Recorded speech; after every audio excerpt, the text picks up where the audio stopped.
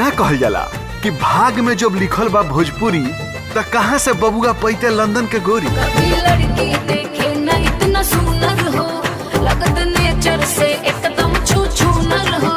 काहे करते हो हमसे hi hello hello hello hello. दिल में ढुका के बटाम बंद तुम झुलुआ जवानिया पा झुल जाई हो। ऐसे झाका झूमर में कमर से सड़िया खुल जाई हो। अब तो हर बात के दिलवा में ऐसे बसा ले हनी हम, दिल के धड़कन भी हमसे नाराज हो गई। अखिया तोहरा सिवा कुछ न देखे सनम, कके हमसे दगा दगाबाज हो गई।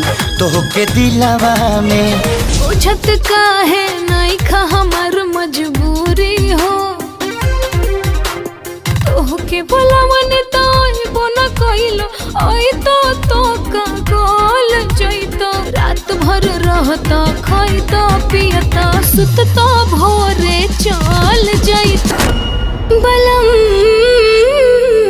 जी हो जइबो गुलरी के फूल। अगर राजा हमार न भइले तो हम अपन जान दे दे। हो जइबो गुलरी के फूल।